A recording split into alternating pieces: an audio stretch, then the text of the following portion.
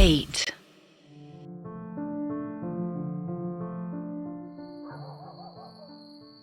चारों तरफ गुप अंधेरा छाया हुआ था।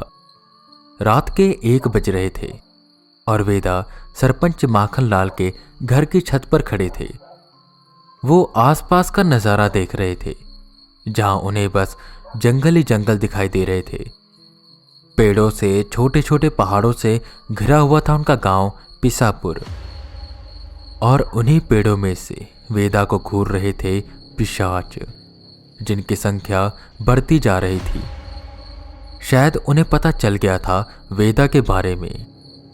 कहीं न कहीं ऐसी शक्तियों का होना आपको ऐसी ताकतों से बचाता तो है, पर वहीं कभी न कभी फंसा भी देता है, जहां उन्हें आपकी मौजूदगी का एहसास पता चल जाता है।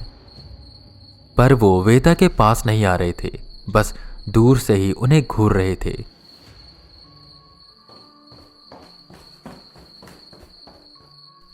सर, आप आ गए? आंखें मलता हुआ राजन ऊपर आया।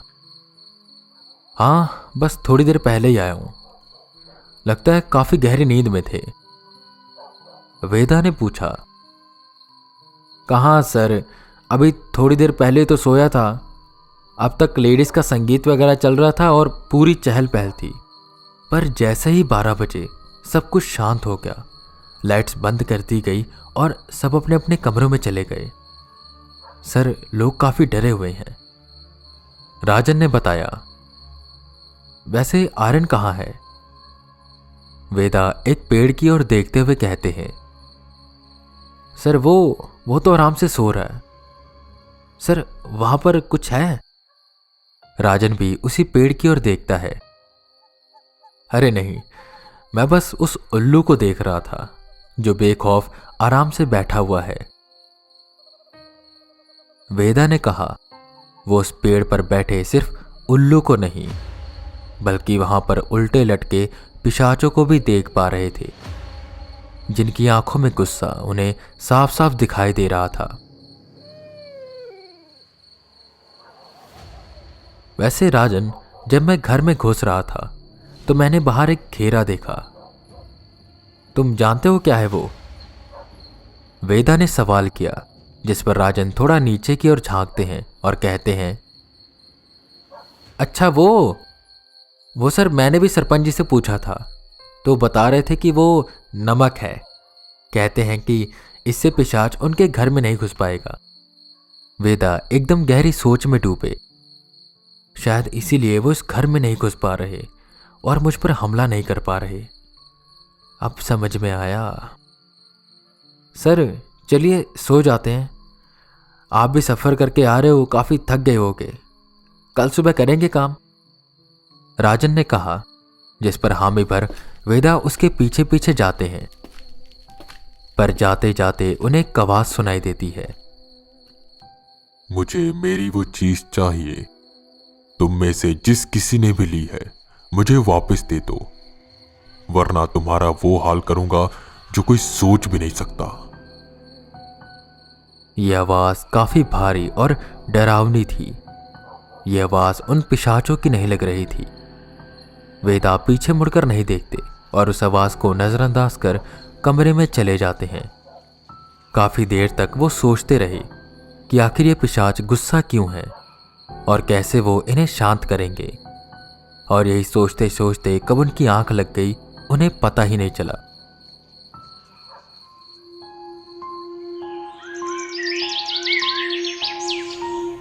अगले दिन की सुबह हुई। घर में चहल पहल थी, जो कि जाहिर सी बात थी। शादी के घर में चहल पहल होना बहुत आम बात है। शाम को बारात आने वाली थी। वक्त को जाया न करते हुए वेदा उठे। आर्यन और राजन आराम से सो रहे थे। वेदा उन्हें भी उठाते हैं। वो सब अपने अपने काम पर लग गए। जहां आर्यन का काम था उनकी मशीन्स को लगाना, कैमरा फिट करना और डाटा कलेक्ट करना। राजन का काम था घर वालों से और गांव वालों से जानकारी इकट्ठा करना। वही वेदा गांव का और जंगल का चक्कर काटने लगे, इस उम्मीद में कि उन्हें कोई ना कोई सुराग मिल जाएगा। पूरे जंगल से उन्हें काफ़ी नेगेटिविटी आ रही थी। पिशाचों से वो गांव घिरा हुआ था और ऐसे में रात के समय बारात का आना और यहाँ पर टिकना काफ़ी मुश्किल लग रहा था। उन्हें डर था कि कहीं सरपंच की बेटी के साथ कोई अनहोनी ना हो जाए। वहीं वो गांव में यहाँ वहाँ घूम रहे थे जब उन्हें वहीं बारातियों के ठहरने की व्यवस्था कराते हुए सरपंच जी दिखाई दिए।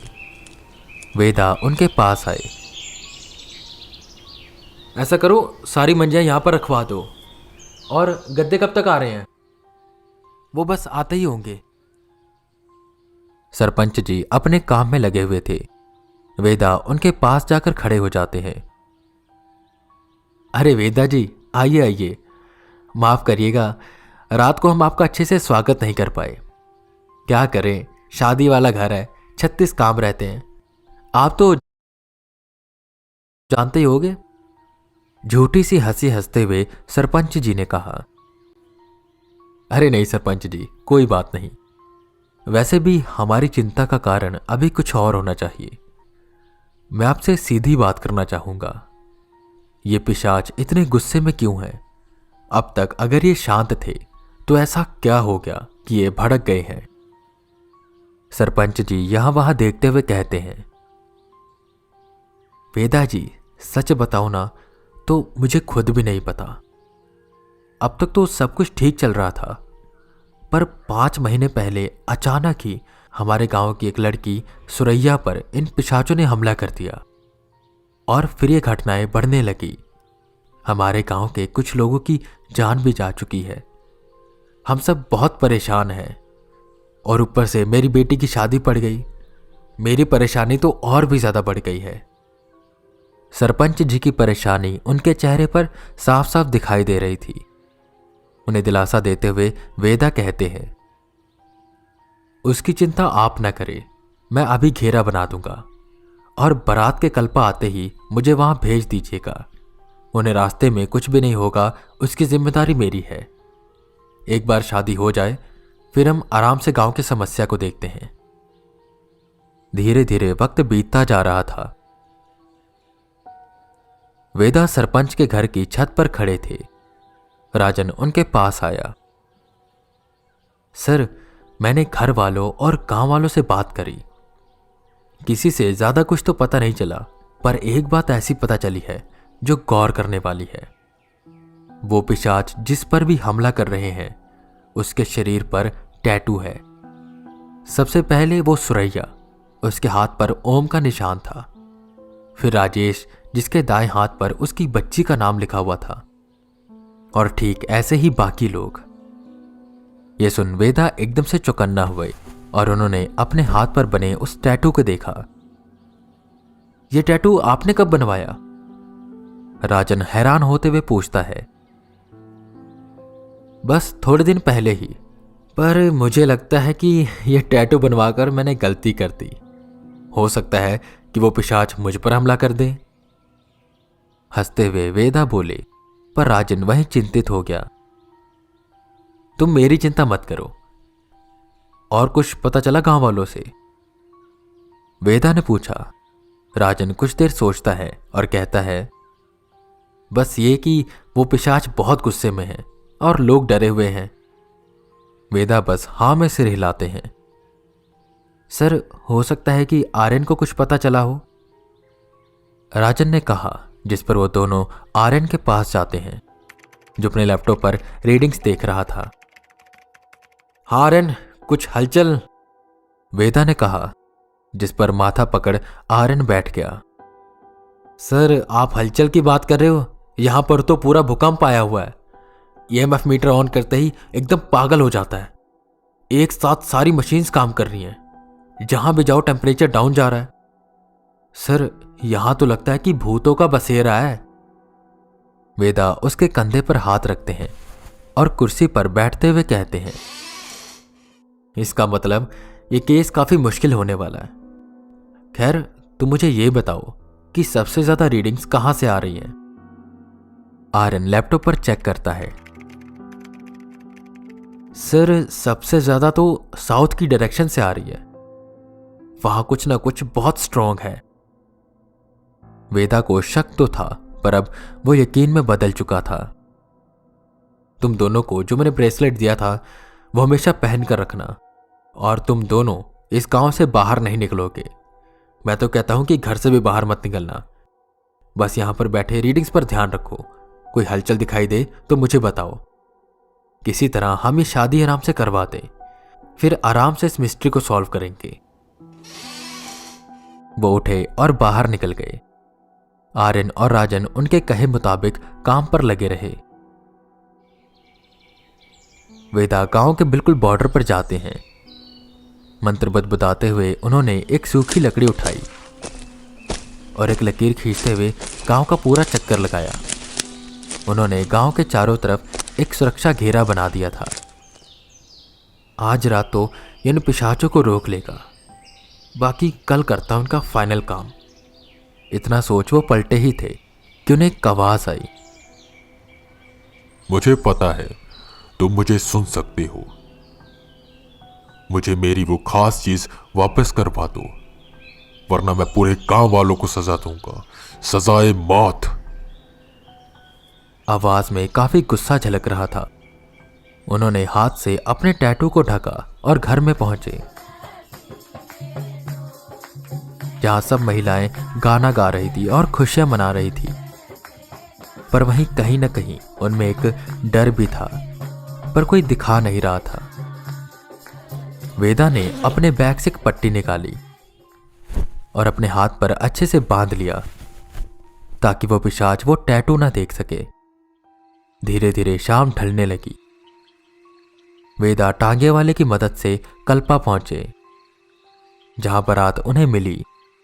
बारातियों को भी उस गांव के बारे में पता था, पर सरपंच ने उन्हें भरोसा दिलाया था कि उन्हें कुछ भी नहीं होगा। खैर, बारात आ चुकी थी। वेदा उस टांगे वाले के साथ उस बारात के आगे आगे जा रहे थे। उनकी नजर चारों तरफ थी। इतनी तो उन्हें भनक थी कि वो पिशाच इस बारात को रोकने की कोशिश जरूर करेंगे, और इसकी वो तैयारी के साथ आए थे। जैसे ही उन्हें महसूस हुआ कि पिशाच उनकी ओर बढ़ रहे हैं, वो दूल्हे के पास पहुंचे। दूल्हा रथ पर सवार था, जिसके आगे दो घोड़े थे। रथ ऊंचा था, जिसकी वजह से वेदा आराम से आसपास का नजारा देख पा रहे थे। पिशाच उनकी ओर ही बढ़ रहे थे। वेदा आंख बंद कर मंत्र जप करना शुरू करते हैं। एक अदृश्य घेरा पूरी बारात के चारों तरफ बन गया, जिसकी वजह से वो पिशाच अंदर नहीं आ पाए। जब तक बारात गांव के बॉर्डर पर नहीं पहुंची, वेदा अपनी आंखें बंद कर बस मंत्र का जप करते रहे। इस बीच पिशाच काफी कोशिश कर रहे थे कि वो उस घेरे के अंदर आ जाएं, पर वेदा का घेरा तोड़ पाना इतना आसान काम नहीं था। गांव के अंदर आते ही सबने चैन की सांस ली। सब बारात का स्वागत करने लगे, और वेदा गांव के आसपास चक्कर लगाते हुए ये देखने लगे कि कहीं कोई पिशाच तो अंदर नहीं आ गया। उतनी देर में वेदा को फोन आया। सरपंच जी की बेटी नीलम बेहोश हो गई थी। वेदा भागते हुए उसके रूम में पहुंचे, जहां नीलम की मां और उनकी बहनें रोई जा रही थी। राजन और आर्यन भी वहीं पर खड़े थे और उसे होश में लाने की कोशिश कर रहे थे। वेदा ने देखा कि नीलम का गला पिशाच दबाए जा रहा है। वेदा उसे हटाने की कोशिश करते हैं।